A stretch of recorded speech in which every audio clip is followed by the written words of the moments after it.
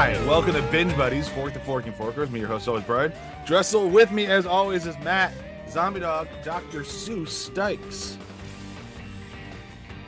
Any guesses on? Or I'll give you the next one too. We are missing a co-host this week. Very sad, very very sad. But we do have Mr. Joel, John Lennon, Dewitte. No, he doesn't belong to the good place at all. Nope. It's people who are in the bad place. Nope. Well, an aside, I saw the Cat in the Hat movie for the first time a few weeks ago, and that is very not Dr. Seuss. Nah, that's not very good. They didn't get the assignment at all. No, like when he has the centerfold of the kid's mom, like that's a This is a kid's movie, guys. Yeah. Yikes! Is that a Mike Myers? Is that the Mike Myers one? Yeah. Yes, it is. Yeah. And I appreciate the effort he put into it because you can tell he actually tried. But he tried. You can't polish that turd. Sorry. Anyhow, the list that I'm currently going off of is from MSNBC.com, which is great. And it is good people who have done bad things. Okay. Okay. I still think that's up for debate, but For which one? Lennon. John Lennon? Yeah. Is he a good person? I mean, he wrote music and he was really into peace. There's some cognitive dissonance with this. We can move on. It's like, but I guess, if you were a woman near him, he's probably not the greatest dude. Just like I didn't know this about Dr. Seuss. Everybody thought Dr. Seuss was a great dude. He was apparently a massive supporter of incarcerating all Japanese Americans. Great. So glad I now know that about Dr. Seuss. It was a different time. Racism wasn't a thing. He wrote war propaganda. It's good. Yeah. It's like, The Cat in the Hat has a whole new meaning now, though. It really does. You know, not about getting the cat in the hat. It's about getting the Japanese American in the hat. Yeah, Jesus, like think about that one with like the things with the stars on their bellies. Like, oh, that rings different now. All right. Anyhow, welcome to the Good Place podcast. Because how do we like rein that back in? You just kind of don't. Yeah, you just move on. Let the car crash stay there. It's good. Yeah. One of two things has happened. Either Bryan couldn't be bothered editing that out, or the listeners are very confused right now as to what we were talking about. We'll see how much time I have. That's all it's gonna come down to. But here we are. We are missing Ryan this week. Sorry, Ryan. He had plans. And then we're gonna be missing, I believe, Matt next week. So sorry, Matt. But we can actually say that to you on the air. Sorry, Matt. We have to record without you. Whereas Ryan just has to listen to this later. All Joel's fault. It kind of is. Technically, it's Joel's kid's fault, but we're not going to go down that road because that's mean. Yeah. The buck stops with me, right? Yeah. That's cool. No, it's fine. I'll blame you, kids. Yeah. Damn you, kids. No, Joel's kids are great. Joel is the bastard. We all know this. Yeah. I am the problem. But because of that, we do still have a wonderful episode to record this week, which means I'm recording one this week, which is strange for us, but the same for you, the listener. So there we have it. But this week we are covering the Book of Dogs.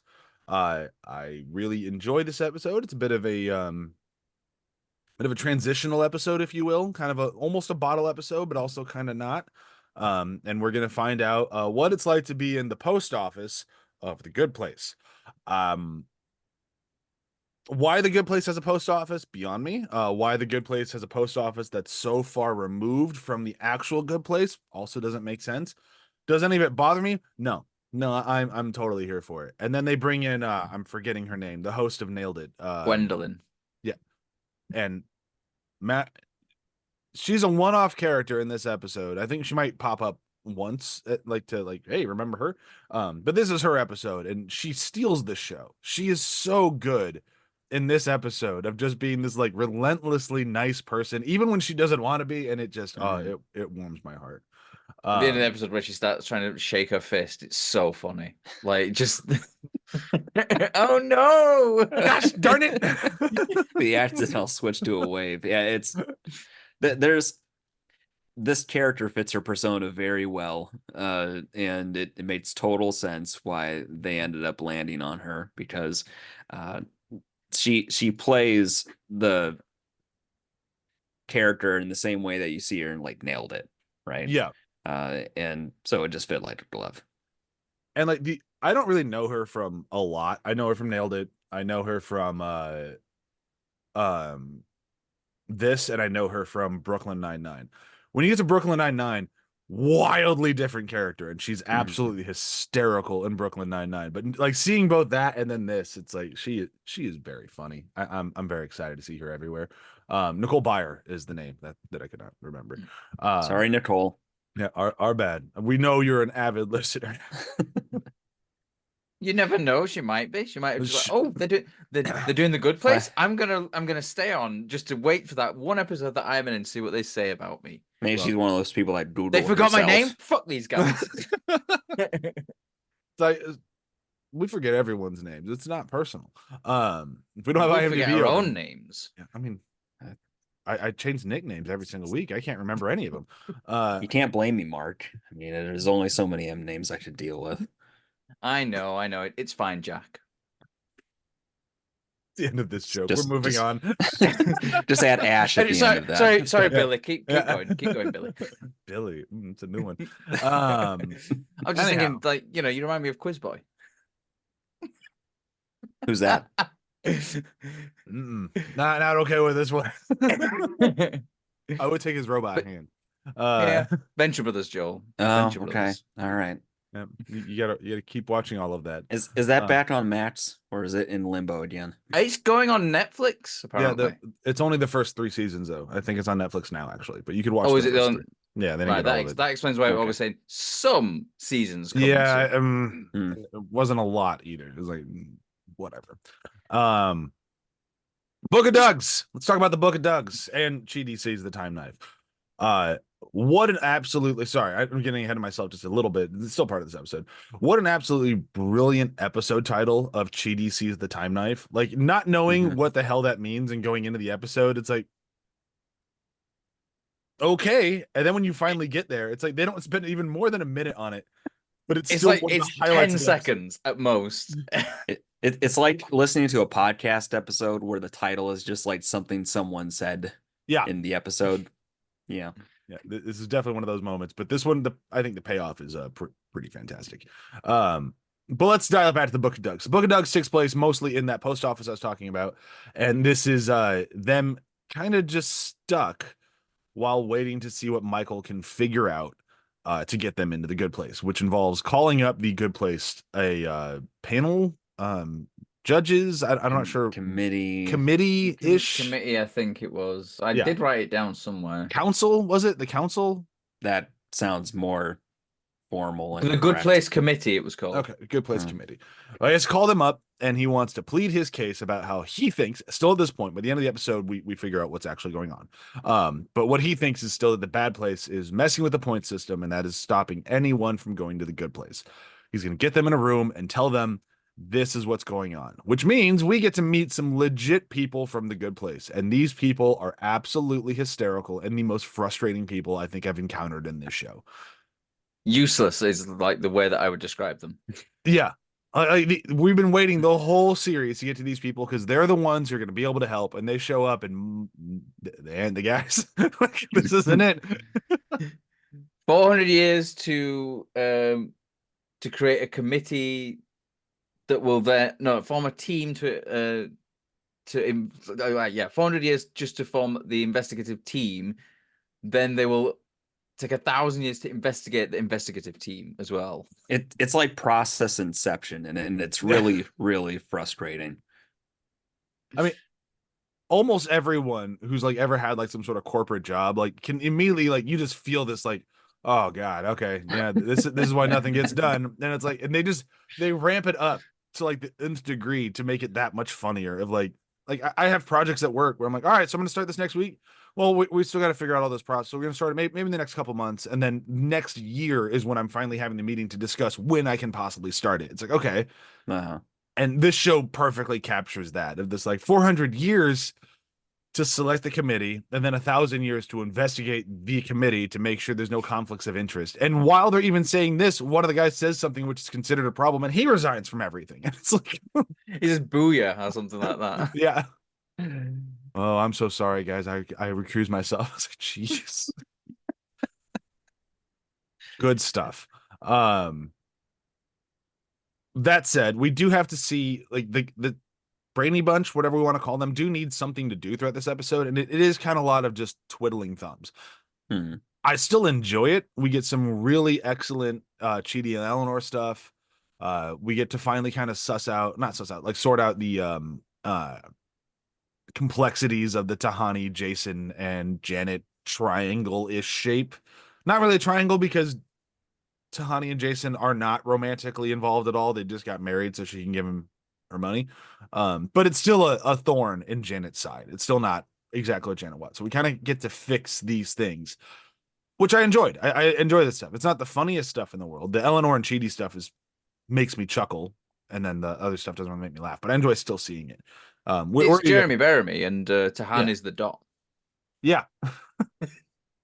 This is very character driven on this, and the last episode really sets it up to be that way, especially with I love that they went through like a bank shoot up to this place.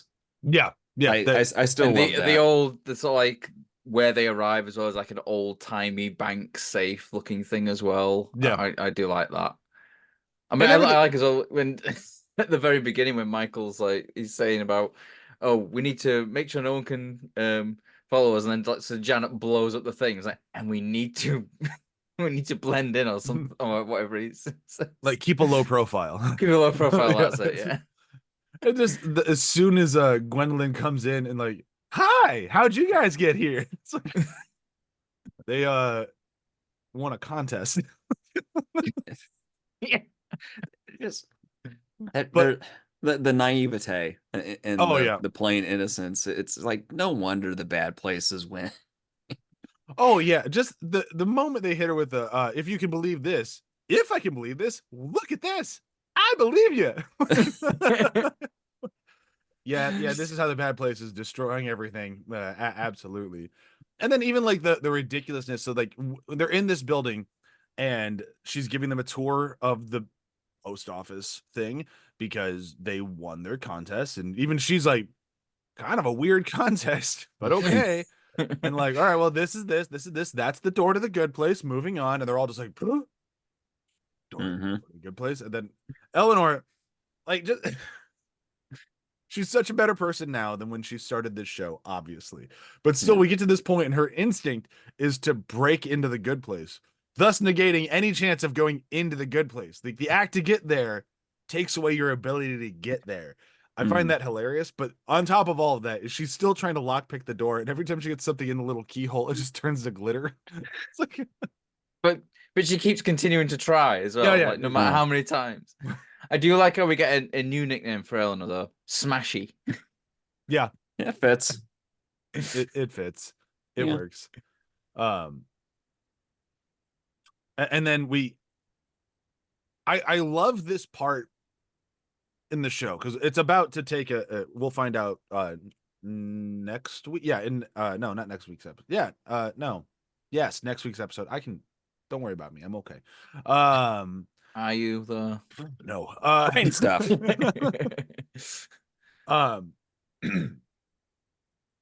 Totally forgot where I was going. Yeah, nope, I'm not okay. I love how one of their first observations is the different smells that they come into, like like it's the thing that you like the most, and like Eleanor's is like a skeevy water park, public pool. Yeah, chlorine, suntan lotion, band-aids, and a thick cloud of teen hormones. Yeah.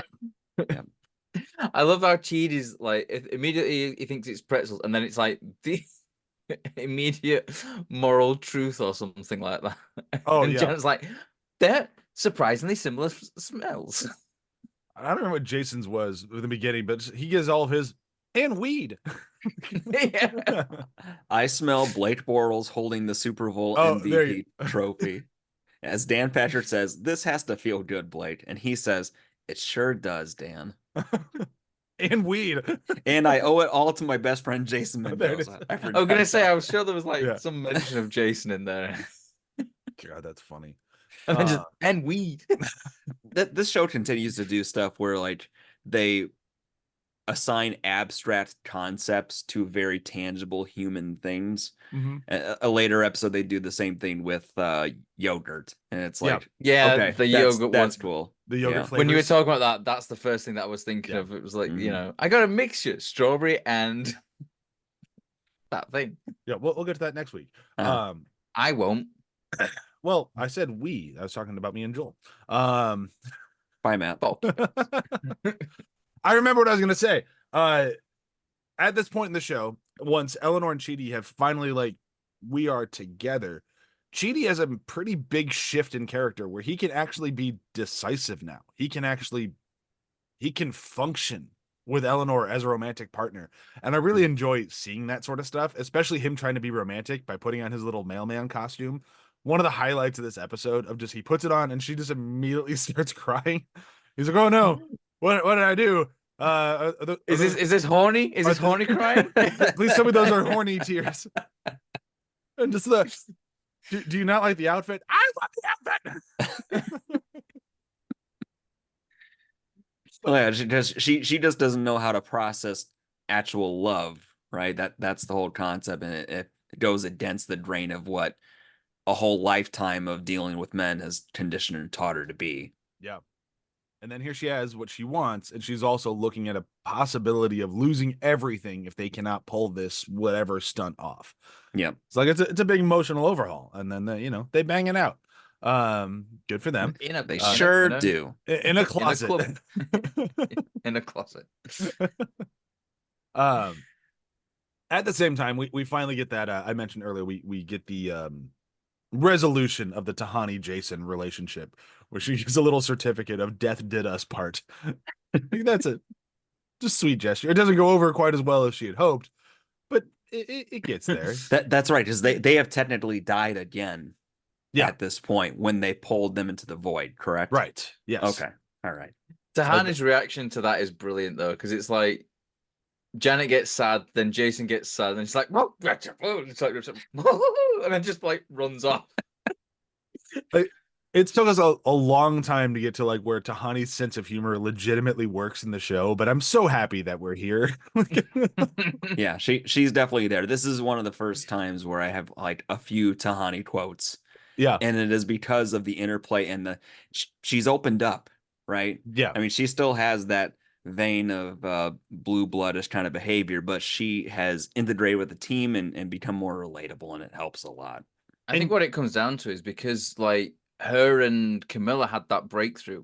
Yeah. I think that's where it sort of comes back to, because since that episode, Tahani has seemed more loose and less uptight, and you know, more like you're saying, like ingratiated with the team a bit more. Like since that sort of like breakthrough for her, almost at peace now that she doesn't feel like she's in complete competition with her sister, and having that grudge hanging over her head. Yeah, but because of that, it does allow her to legitimately, like far more so than we've seen with Tahani before, want to be a good person, and that leads to Michael's big revelation. So Tahani is upset that she cannot make Jason happy, even though just trying to get her with Janet.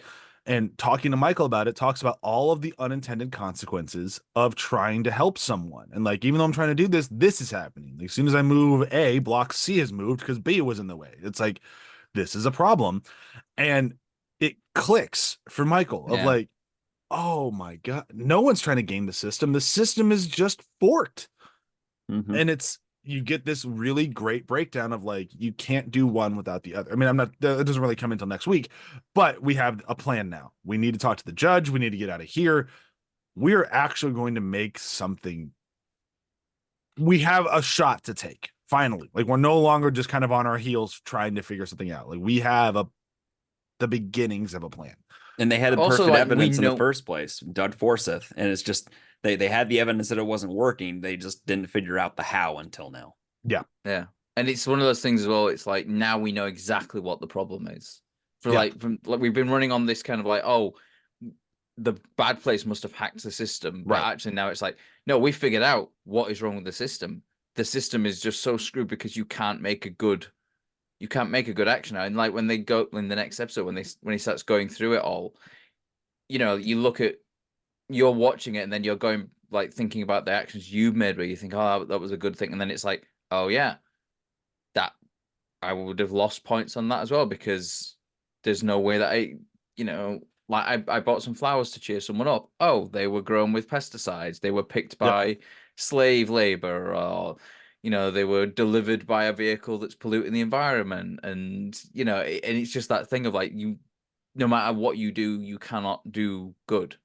Yeah, I was gonna say, like, what on its face seems completely infallible to that tainting. Like, I'm trying to even think of something that you can even try to lay claim to, so we could tear down. But I mean, I think that's the point of showing Doug Forsythe, of like, this guy does everything right, and even he can't get by. Yeah. And I really like that plot line really hits in. And then, like, yeah, like you said, the mentioning like the buying the flowers, they mentioned just owning a cell phone. Like, just by owning a cell phone, look at the damage you've done because of where the batteries come from, because of who puts those cell phones together. It's like, oh yeah, this is a shit. This is a problem. Hooray, we're complicit in child labor. Yeah, Great. it's like, oh Yeah. But that's the thing, isn't it? So like, and then every time you use that phone for anything, you're then getting negative points because you've used the phone that was built by child labor. It's not like you bought the phone that's child labor and that's it done. The way that the point system works, every time you use that phone, think about how many times you use a phone a day. Yeah. Whether it's to send a message, whether it's to just Google something, just look something up. Like, you're just doing innocuous things which shouldn't have a point value either way. Yeah. Because you're just looking something up, or you just messaging a friend or whatever. Guys, But how then many points have we lost podcasting? Oh, we're forked. No. I mean, yeah, like, how many times have I said the word cunt? Forked. I feel like we need to veer towards nihilism at this point. That's all I'm really saying. I'm with nihilism is way. Nihilism. All right, but speaking of Chidi, let's talk about him seeing the time knife. So we're gonna leave the good place. Sorry, you gotta go to IHOP. Not the International House of Pancakes, the International Hole of Pancakes. One of my favorite gimmicks in the entirety of the show. Like, I love it when they get very weird what's going on, like not necessarily the afterlife, but just, it's not really the afterlife. It's more of just like the other life. I don't even know what to call it, because like the next dimension. Yeah. Well, they don't go through great detail explaining any of it. It's always like a 1 or 2 sentence, like, okay, we're moving on, which it serves the story well. And I know they deal in philosophy and heady concepts, but it's supposed to be like high level, right? It's like the Cliff Notes stuff, and we just need to move it along. I love the sort of like the design. I mean, I know that it's like a CGI set, so it's not like production design itself, really. Of them going into the IHOP, just like the idea of like, you're just walking through this sort of like these hovering metal like discs. Walkways, and you're just kind of like walking through this, and then you find a door, and then you go into this really frigging weird sort of like dimension thing. I just love the sort of the design of it, because it's very kind of, it's like futurism. Is that the right term? Like the thing that they in the 50s, like what they assumed the future was going to be like. Oh, like the hovering cars and like the airships and all that sort of stuff. Vintage futurism. Yeah, it's got that kind of feel to it. Yeah, it also kind of feels like a screensaver from the 90s a little bit. Yeah. Yeah, it does. Like we're like pipes flowing around away from, or like that Doom-ish looking screensaver with all the brick. Yeah. Has that bit of a vibe, but I like it. And I also like that the second Jason walks in, oh, I know what's going on. We all smoked too much salvia. Just gotta ride this out. He's and we'll wake up in Pillboy's broken hot tub. Oh, he's such a treasure. I need to watch Acolyte just for him, just to see him do something so wildly different. I got to check that show out. Oh, but I don't really want to watch it. problems. Anyhow, we get Maya Rudolph back in a big way now, which I'm always very excited for. Yes. She's always great. I love her. Like, we're not gonna do anything wrong ever again. Really? Because it kind of looks like you stole a book from accounting. It's like, Okay, after this. starting now, we won't do anything wrong again. But they get into the IHOP. I love how comfortable Janet is in the IHOP. Like, this stuff is all freaky, and she's like, "Hey, whatever. It's just Janet." And Tahani gets the need noggler that lands on her, and just Janet's response of, "Oh, hey, little guy, how'd you get here?" And she's like, "What is this?" I don't know about you guys. I would not be acting that way towards some weird slug monster hanging over my shoulder like a boa constrictor. Like, I'd be uncomfortable with that. I'd be more in Tahani's boat for sure. Like, I didn't like it at all, but Yeah. but It'd it be makes for weird. But I do like, so they, to try to make it better, they put them in an actual IHOP, and now Tahani's just wearing a scarf. Yep. And then she tries to say, Yep. It's still the need nogger. Looks like a scarf. Don't touch it. I do like before that we do that as well, where Michael mentions something. Oh, they finally installed that 10th dimension. He puts his hand through, and it's like it comes through it's on like top the of them, huge like, hand "Ah!" behind it. Oh man, that universe seems fun. Like, if our afterlife was just the good place afterlife, I'm pretty okay with it. Get at the end of this. I was gonna say, barring not the harrowing adventure of eternal torture. Yeah, I don't want that part. Like there have been times where I've thought like maybe they're still in the bad place through all this, and it's just like elaborate scheme to make them think that they're trying to escape. I was afraid of that for a little bit during season 4. But like a massive downer ending. It's like, ha, you're actually being tortured for eternity. It didn't feel like that's where the show was going, but they could have, like, a more sadistic writer could have gone that way. A more nihilistic writer. Yeah. There we go. Yes. But I do like, so they're trying to talk to the judge, and the judge, who has tried to remain impartial throughout her entire existence, and she's been around since the very beginning, has found that she's not really able to do her job right anymore. I mean, she's trying to get into Justified, so she is trying to have a good time and understand Deadwood. Earth. I think Justified comes later, but she mentions Deadwood in this episode. I've sworn she mentioned Justified, but either way, maybe it's one of those things with the version that I've been watching, they changed it to Deadwood for some reason. Or I'm just expecting the Justified stuff later. It doesn't matter. It's Timothy Oliphant who she's into. Yes. Either way, her ability to remain impartial has ruined her ability to actually judge. So their way to combat that is like, go to Earth. And her response is absolutely phenomenal. She goes to Earth, and we don't know how long she's going to be there. And she comes right back, like almost immediately. She's gone for like maybe 45 seconds of screen time. It just goes like, oh, that was rough. I mean, it felt like maybe like 10 seconds at most. It's like, cause basically the only thing that happens is like, oh, how long do we have to wait? Well, you know, it could be any time. She could be, oh my God. And then we find out, like, immediately, like, she's like, oh yeah, this is rough. And the first thing I did when I got there was I wanted to get tomatoes to kind of prove her point. So I searched big juicy red tomatoes, and I find it's a porn site for fetish with people with sunburns. Like, I'm afraid to Google that, but I'm very curious. Yeah, I've done the same thought process every time I get here, and I still have not pulled the trigger on the Google. I mean, I probably will do that. Well, we've sort of skipped over the fact that, like, the reason why this is actually all happened is because Jason finally made an actual a cogent argument. Well. Yeah.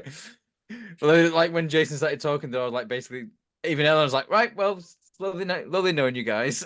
Yeah. and then as he's speaking, like, you can sort of see the reaction. I'm just going, what the hell? He's making a valid point. Those are always very special moments that I appreciate. Well, he legit brings it home, but it's, you kind of think about it in a way of like, well, who else would be able to? You know, and I mean that in the way of like, I honestly think that at his core, Jason is probably the nicest person in this show. His circumstances led him to be a complete and utter scumbag, but like at his core, he is just a nice kid who wants to help people. He never grew up out of being a kid, but that's where he is, and he just wants to have a good time. So like he will really know all the obstacles in his way that keep him from being okay. And it's like, and he laid it out really well. Yeah, it's also like you'd have this cosmic judge that at the start when Michael's trying to explain it, it's just like, yeah, it's a tomato. They bought it. They have to live with the consequences. Yeah. And it takes her living on Earth for however long to realize the complexity of it. And then Jason needs to be the one to bring it home back down to simplicity for it. To the conclusion. It works perfectly. And it really does. It's like, okay, they legitimately have something here. And they need to start figuring it out. And at that point, Chidi's going to get up and start talking to us about like how he's going to approach this thing. And whoops, he forgot he's in the IHOP. Someone grab my tiny boyfriend. He falls through the floor, and then you get this little like Ant-Man sized thing just zipping around the room. Does it always seem like Chidi is the one that always jumps into these like mind bending? Oh, of course. Yeah, he always seems the one to be attached the most with this stuff. It's always because well, this one he literally walks into it, right? Yeah, because he wants to do his whole professor thing and go up to the chalkboard, and he falls in. Yeah, falls right in, and then lands, and he's like, "I saw 1,000 different times and realities folding onto each other into like sheets of metal into a single piece of paper." Yeah, the time knife. We've all seen it. Oh, okay. So what I was saying before, I saw the time knife. They've brought Sean in at this point as well, which like him being brought in is so funny. Like just mid conversation with torturing William Shakespeare by explaining what was it like the Entourage movie story. Movie. They figured out how to work Sean in well. There were periods of time in the earlier seasons where it felt like I think he's better in small doses. And I don't mean that as a dig against the actor at all. I mean, like in terms of storytelling, his style of humor, the quick hits of just his nastiness or very juvenile name calling stuff. It sparingly but frequent works very well. Yeah. He does pop up a lot more throughout the rest of the show, but I think I think it still works. Like even for what you're saying, I think that they've kind of like we mentioned earlier, what they figured out Tahani and how to make her work in the show. I think they figured out how to use more of Sean well, if that makes sense.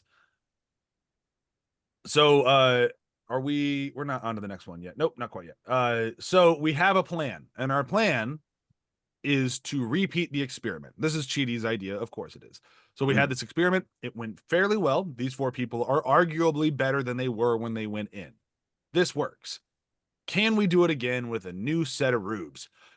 Let's give it a shot. We're going to build a whole new Good Place neighborhood in Mindy St. Clair's backyard. She's fine with it. It means we get Derek back. I love getting Derek back. Derek's the best. Derek's now been rebooted probably more times than Janet was, but since he was starting way farther back than Janet, he's nowhere near as intelligent as Janet, but he is better than he was when we last left him. He almost has a fully formed penis. There's also like Janet's reboots are less frequent, so she's had time to develop as a person, quote unquote, and mature and get these more complex feelings. Derek is still very like he's wearing that stupid suit, the tuxedo, and the martini glass, which changes from a martini to a bunch of olives. I think I saw in a later episode there was like a potato or a rock or something. There's a lemon in one of them, just like a lemon in the martini glass as well. So like it's almost like that childish sense of what a mature adult is, versus what Janet is, which is a developing, quasi-human. It goes back to when Jason was given the briefcase. He's like, take my money to the hedge fund or whatever it was he said. So immediately takes the briefcase back. Nope.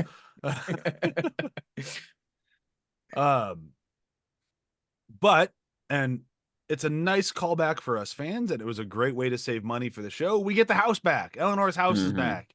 I think it's the only house that comes back, though. I don't think Tahani gets her mansion back, which poor Tahani.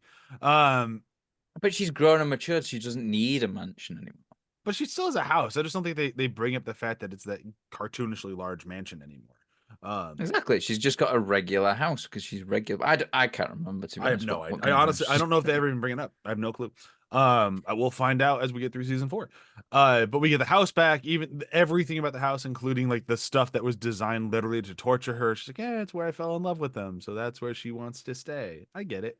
I've just seen in my notes where Derek has been rebooted 500,000 times by Mindy. Just for fun sometimes. Just for fun. Yeah. My God, it's not in the next, somewhere in the next week's episodes.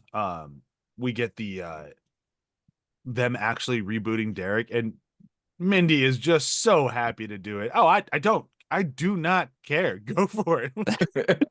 And as soon as he starts begging, she's just laughing in the background. Oh, she's so good. Like, Oh. and then when it actually happens, it's like, and the fact that it's been done 500,000 times and she still laughs about yeah, it. she still Like, likes it. It's still amusing to her. She might be low key one of the best characters in this show. Have we landed on her probably belonging more in the bad place at this point? Probably, but she still did that one good thing, so she would have been there had she not done it. Yeah, she's still got the medium place. Yeah, I guess maybe afterlife points don't happen. right. Because otherwise, Okay. yeah, her treatment of Derek would definitely send her. Poor Derek. But Well, that was the whole problem with them not being able to use the points that they've amassed in the good place experiment, because it doesn't count in the afterlife. It's, so you could literally just be a perfectly good person, get in the good place, and then turn into Attila the Hun in the good place, and you'd still be able to stay there. Yeah. All right. So we're bringing this thing to a close. They're going to start this thing up. Michael's going to be the architect again. We're going to bring in our first person, which is it John is the first one? Yeah, John. Yeah, John.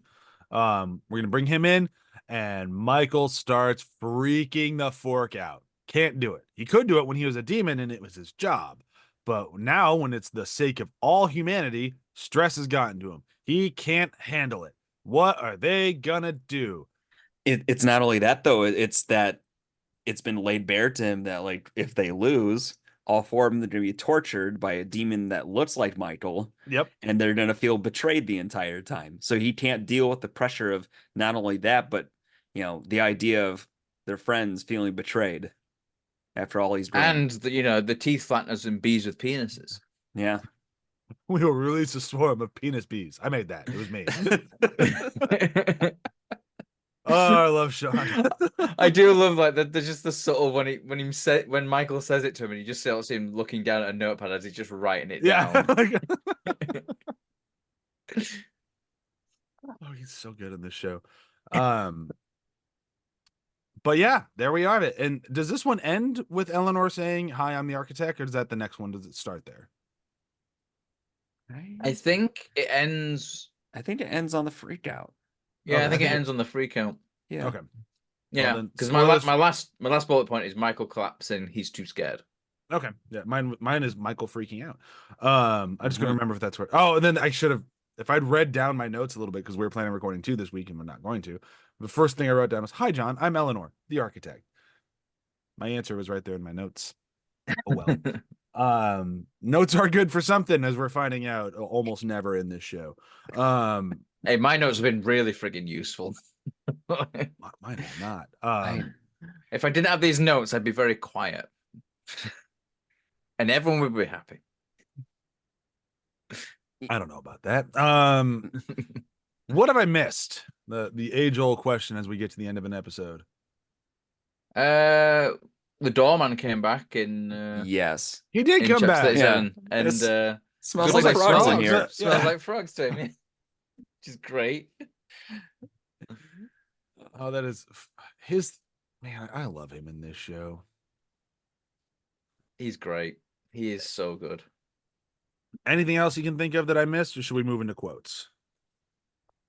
Think that might be everything. Yeah, I mean, there's examples of why humans suck: Limp Bizkit and slavery. Yeah, Limp Bizkit and slavery. Yep.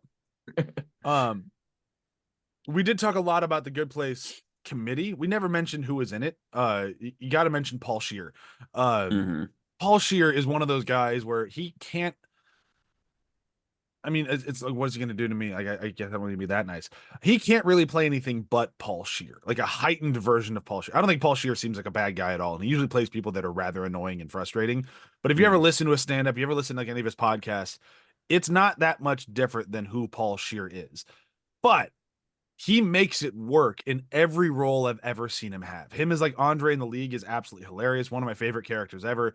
And him in this is so good. Just that sickly nice person that you don't want to trust at all. And you kind of wish would just go the fork away. Yeah. Crushes it. And I love it. Like kind of like Matt Berry in that yeah. thing. Like very similar, like all these characters have that same sort of like cadence of speaking, which is not how Matt Berry himself actually speaks. If you ever see him in interviews, he just speaks like a normal person. He doesn't have that kind of like rah, rah, rah, rah kind of thing. But it's every sort of character he plays has that, but they're all also somehow distinctly different from each other. Yeah. And it's very true with Paul Scheer as well. It's like he plays them all similar, but they're all very different characters. And him as the good place guy is just great. I love it. That was the only thing that I knew I missed. Was there anything else?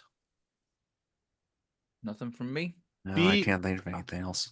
Beautiful. Let's move into our quotes. And this week, Joel gets to go first. Nice. All right. This is when Eleanor's trying to find a way through the door with Chidi. Hey there, Smashy. Before you start grabbing any other throwing lamps, do you have anything you need to talk about? I can't take this anymore, man. All the running and the hiding and the fighting and this whole insane journey. And now all that stands between us and the actual good place is one door? What is that, 2 inches thick? That's like 4 Oreos. We're 4 Oreos from heaven. Apparently, She has the a way with original original working title of this episode was The Four Oreos. That's pretty good. I'm kind of glad it wasn't. I am too. That was a fun line. All right, Matt, you're going last. I'm gonna go next. So my quote from this one, I do have two, and I'm gonna save the other one for in case Matt says it. But the one that I have was when Tahani's going to Michael and is just very frustrated. Michael's already kind of frustrated, not really in the mood to help with this sort of stuff, but he's Michael now and he likes helping. And she's like, I'm having trouble trying to figure out how to make Jason happy. And Michael just kind of looks, how do you make Jason happy? You give him a lollipop shaped like a transformer.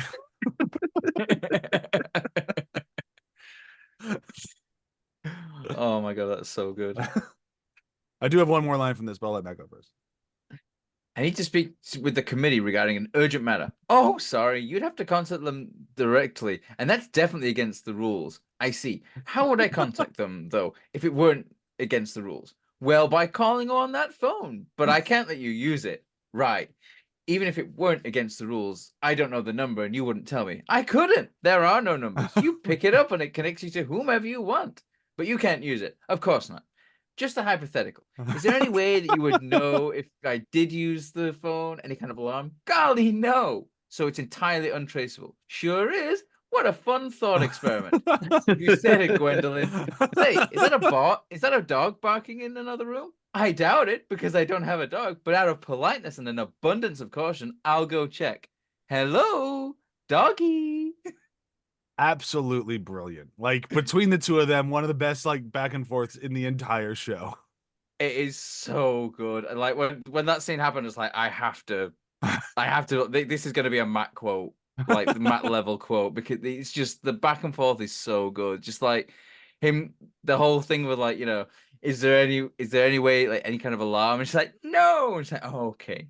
Like you just know what Michael's gonna do the minute she's out of that room as well. Is that a dog barking? I don't think so, but I'll go check. Like, oh, it's beautiful. All right. What's your next episode? The quote from the next episode. Yeah.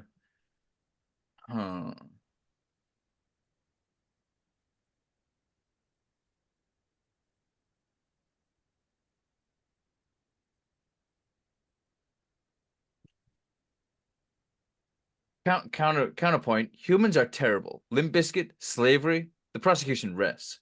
Got to say, that's a solid rebuttal. Look, there are plenty of awful people and thoughtless jerks, and I guess Nazis again somehow. Yeah, that was oh man. I remember when this episode aired. That was a brutal one. And it's only gotten worse. Yep. All I'm saying is like your guys' house isn't clean right now either, based on recent That's what I was referring to. Okay. I'm sorry. Our guys have hoods. Excuse me. Yeah, no, ours don't.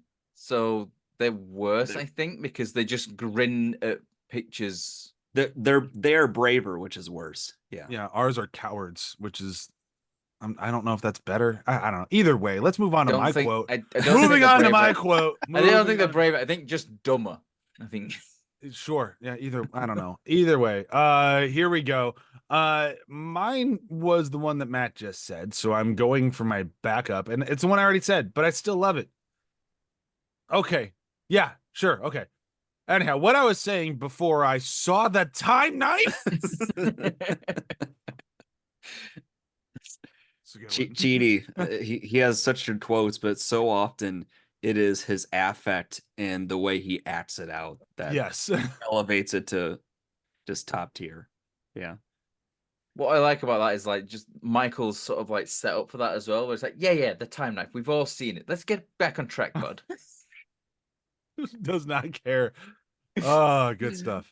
Joel, what's yours from this episode? At the risk of being Matt here, Earth stinks, y'all. It's hot and it's crowded, but somehow also cold and lonely.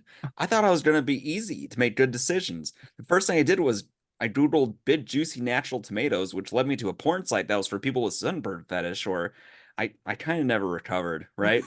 That's problem number one. Life is chaotic and messy and unpredictable. Problem number two, even if you do somehow manage to make good decisions, you still lose points because of the unintended consequences. Yeah, there are booby traps everywhere. Like, there's this chicken sandwich that if you eat, it means you hate gay people. It's delicious. It is. It is so good. Now, as a British, that's Chick-fil-A, right? Yes, Yeah. it is. Yeah. Yeah. Which I still don't eat, even though I never thought it was that good. Like, that wasn't a hard one for me to give up. I don't understand the Chick-fil-A fascination, but I don't also really like fast food that much, so maybe that's just Maybe the homophobia is just like tasted sweet to homophobes. it could be. I guess. There must be must be something that drives people so much to it. It can't be their upbringing or moral compass. It has to be the chicken. Yeah, I mean, I know a lot of people I would consider pretty good people who still eat it, and it's like I don't because I don't really like the food, and then with the moral implications of it, it's a very easy one to avoid. But I think it goes back to the topic of fast food. It's like in context of the fast food, maybe it's one of the better chicken sandwiches. yeah, and it's like, but it's still a fast food chicken sandwich. Like let's slow our roll a little bit. Just go to McDonald's. It's also not great. So my quote from the first episode that I was very upset that I was afraid we are gonna miss. It's when Michael is talking to Gwendolyn and he's talking about the bad place, and she's like, well, every bad place employee is a disgusting monster, and you can just see Michael get a little offended. Well, not all of them. I'm sure some are nice men about town types. Just whenever we get a chance to see what Michael thinks of himself, it's just a treat every single time. I love it. That was one that I was afraid we are gonna miss. I'm wondering what Ryan would have picked from these. Like what quotes would we have started saying in this episode that Ryan would have screamed at us for saying, because it was going to be his quote at the end of the episode. I think the Limp Bizkit one would have been in his list. Yeah, probably. Yeah. That's my quote. That's my quote. Mm-hmm. I do like. I'm just looking through like all the other quotes from the first episode. Oh no, you're crying. I assume it's because you're happy or horny. Is this a horny cry? Okay, I feel like my homework for next week is to try to write out the quotes that Ryan would like to use most, and then do a targeted hit on him. That is beautiful. I love it. I'm here for it. Do that. Okay. I've got one more quote from the second episode as well, which where do we land on worms? Yay or nay? You know what? To be safe, we'll make 1 million worms and we'll just put them off to the side in case we need them. What was that from? Is that like an extended like scene that was I don't not remember in the your worms at all. Yeah. No. It's when they were building the new version. Oh, wait. Yeah, no, that line was not in the TV cut. This is harder to reconcile this difference between extended editions and normal and television shows than it is movies. That's all to throw out there. It's Like, tough because like everything's I so just found rapid out because- fire. You could have just missed it. Yeah, Yeah, exactly. well, the thing with that as well is like, because you brought it up to me, Brian. So I was like, I had a bit of a Google. Apparently, 50% at least of the episodes are extended on the Blu-ray. That explains a lot of like, sure, yeah, that part was great. I have no idea what he's talking about. The Worms one's great though. The Worms one's a great line. I'm surprised they cut that out. Yeah, that one. It is when they're building the neighborhood. And the neighborhood just kind of gets built in the TV one. They're Yeah. not building anything. It just kind of they ask like, "Do you have any ideas?" She's like, "I've got a trillion ideas," and then they just do it. Do you have the bits where like Janet and Derek make the people? Yes, well? that was there. Yeah, Yeah. that was there. It's around that time. It's like, you know, okay. they've made the people, and I think just after that, it's when Janet's very exhausted. Oh no, she's made one person. Then like Michael's like, oh, I'll go in. Then I think Derek. I can't fucking remember. It's good. It's a good scene. Plugs. Let that one fizzle. This show, every other show, HH Network, hhpod.com. I did it. That's my plug. Some of our shows are a bit of a hiatus kind of ish moment right now, but that's okay. We're still pumping them out. They're coming. We're gonna bring back After the Hype. I know we said that earlier this year, then it fell apart, but that's because we couldn't schedule. But now we're actually gonna schedule it, and then we'll actually bring it back. I'm hoping in September is my hope. Yeah, summer's gone. The fun is done. Yep. Back to work. Indeed. Hi ho. I mean, we didn't get a summer in the UK. It's just rained all year. That's not our fault. No, I didn't do that to you. You chose to be born there. You polluted the world. To be fair, I have not seen rain since March. You should come to Newcastle. You'll see it all the time. Yeah. Can you guys import your rain to California? That'd be wonderful. I would love that. Plugs. Let's finish our plugs. Let's finish giant this thing. tanker. Just fill it up and just ship it over. It's gonna go great. Yeah, I'm sure that is a net negative on the point scale. yeah, I think so. Like the pollution. How many people need drinking water? No. We're just gonna rain on California. Super GT Radio is a video game podcast. We did a game called Click Holding. Please don't play it. Don't play it. Click hold, like cook holding. Yeah, kind of. And it's as smutty as it sounds. It's bad. Now I'm interested. Tell me how it goes, Brian. Is it on Steam? Yeah. Click holding. No, there's not an H. Oh. Click holding. Oh, I got it. Yep, I found it. Yeah. The man in the corner of your hotel room wants you to click something, and he wants to watch you click it. Yep. That sounds amazing. Like, why are you telling people not to play this game? Because it's smut. I'm gonna be honest, it's just smut. It's what terrible. is that a dog head on that guy? Why? Sure. That sounds amazing though. Smut is great. It's only $3. Is it Steam is. Deck verified? I have no clue. Let's find out. The only This has got a lot of recommends. Are you sure this is smut? Dude, Steam seems super into it. Dude, the video game industry is really horny, and I was gonna say, have you read some of the reviews on Steam? They are all horny. Steam is telling me that I will like this game because I played RoboCop.